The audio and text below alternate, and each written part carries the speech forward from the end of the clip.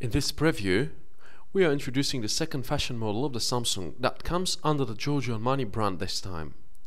It may come as a surprise to many fans of the Italian label, since the device is a Windows phone. The phone is pretty bulky as well, although this is excusable given its solid metal front, QWERTY keyboard and huge display. The screen measures 3.5 inches and features WVGA resolution. Sliding it sideways reveals a 4-row full QWERTY keyboard, and it can be tilted at an angle to allow more comfortable text entry. In reality, its edge gets way too close to the keyboard when you do that, meaning keys actually get way trickier to press. Send and End buttons are below the screen, along with a key that calls the main menu, while holding it pressed for a while causes a really good looking multitasking menu to pop on the screen. Volume rocker and microSD slot are on the left hand side, while camera shutter, phone lock and micro USB connector are on the opposite.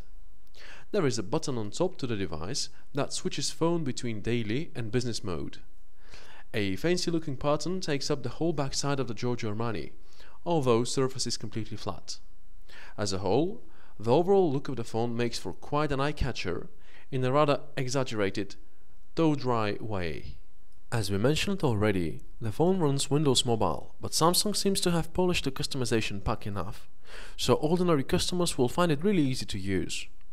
We must point out that our prototype operates with Windows Mobile 6.1, while the final unit will have version 6.5 under the hood, so there will be certain differences. The home screen features 3 separate subscreens, where you can place widgets of your own choosing. You also have a business mode that shows information fields notifying you of new emails, messages, meetings, snapshots or lead to shortcuts, settings, airplane mode, Bluetooth, Wi-Fi and many others. As it might be expected of a smartphone, this is easily changeable. You can rearrange or hide interface elements in a snap. Opening the slider turns screen to landscape and causes a menu of shortcuts leading to a message inbox, emails, calendar, notes and searches spring on screen. As a whole, all interface elements have been through some changes, with your contacts, alarm clock and calendar being affected most heavily. As a whole, the level of personalization doesn't add much functionality.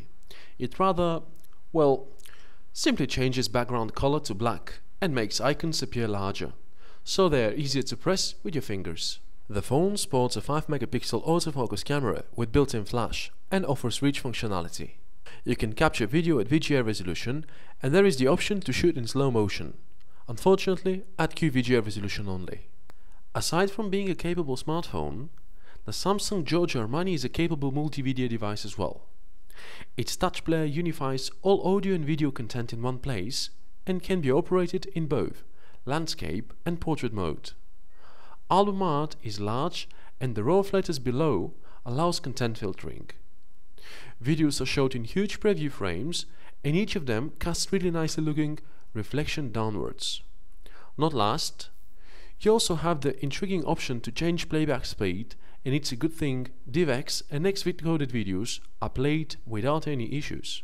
Despite its kitschy overload look, which is unlikely to please all users, the Samsung Giorgio Armani looks like quite a promising Windows Mobile powered smartphone. Bear in mind that not everyone will be able to afford it. It is expected to cost at about $1,030. We will certainly let you know more about it when we have managed to get our hands on a final retail unit.